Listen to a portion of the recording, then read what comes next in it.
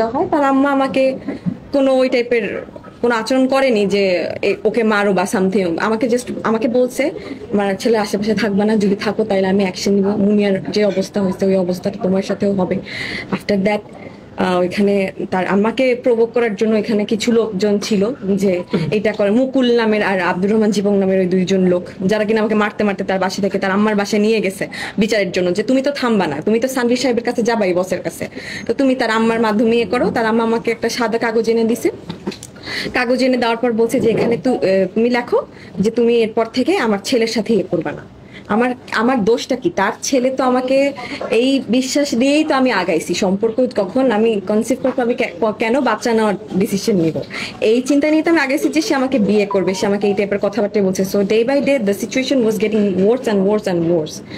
I had to make this decision যে আমার পাবলিকের কাছে আসতে হবে, অরএলস মুনিয়ার সাথে যা হয়েছে তা আমার সাথে হবে। ওই দিন রাতে আমাকে মেরে ফেলতো। আল্লাহর অশেষ রহমত যে আমি বেঁচে গেছি। আমি অনেক ভয় পেয়ে গেছিলাম, অনেক ভয় পেয়ে গেছিলাম। তারা আমাকে সিগনেচার করে বলছে যে তুমি যাতে সেকেন্ড টাইমের মতো আর বসুন্ধরার আশেপাশে তোমাকে না দেখি।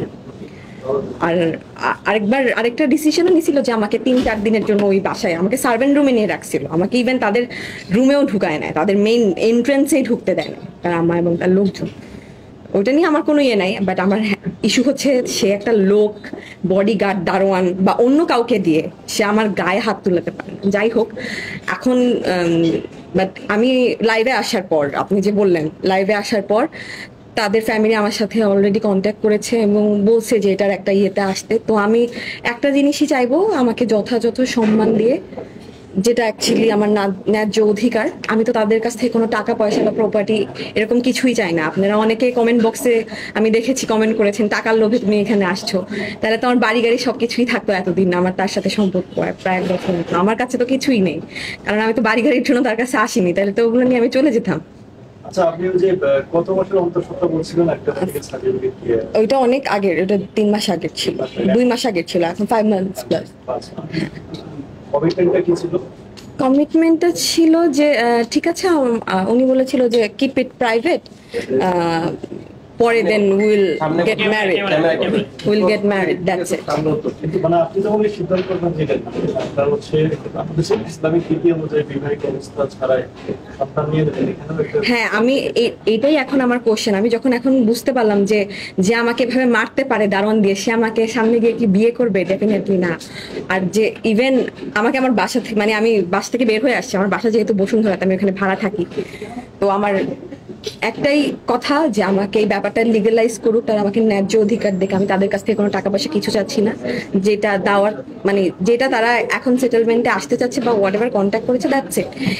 এরপর আর আমার তাদের প্রতি কোনো গ্রাজেস থাকবে না। আচ্ছা, আপনি এখন চান কি, মানে আপনি কি তার স্ত্রী হিসাবে স্বীকৃতি চান নাকি পারিবারিক, মানে কোনটা চান? আপনি যেটা চান সেটা, মানে বলছিলেন যে আপনি আপনার স্বীকৃতিটা চান, সেই স্বীকৃতিটা কোনটা? সন্তানের স্বীকৃতি, স্ত্রীর স্বীকৃতি না কোনটা? এইটা একটু বলেন। অবশ্যই বিষয়টাকে লিগালাইজ করা, স্ত্রীর স্বীকৃতির মাধ্যমেই সন্তানের স্বীকৃতিটা আসে। সেই সাথে আপনি কি নিরাপত্তাহীনতা ভুগছেন?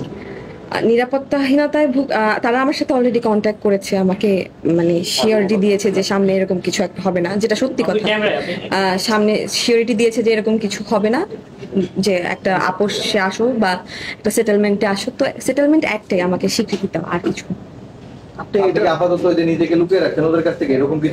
আপাতত আমি কিছুটা হলো মিথ্যা বলে তো লাভ নেই। আমি আমার জানের ভয় ওই দিন রাতে চলে আসছি, আমি বাসা ছেড়ে চলে আসতে হয়েছে। আমি স্টিল বাসার বাইরে বাইরে ঘোরাফেরা করতেছি। আমি আমার একটা ফ্রেন্ডের বাসায় আছি কয়েকদিন ধরে, 2 দিন ধরে, সরি। তো এরকম করে তো আর লাইফ লিড করা যায় না, লাইফ লেসের মতো, তাও এই অবস্থায়। কোনো আইনি পদক্ষেপ নেবেন কি? না, আমি এখন পর্যন্ত নেইনি, আমি নিব না, যেহেতু তারা বলেছে যে একটা সমঝোতার মধ্যে আসবে। আমি অপেক্ষা করছি।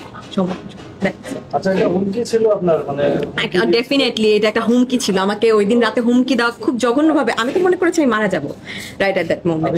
থানায় পর্যন্ত ঢুকতে পারছিলেন না?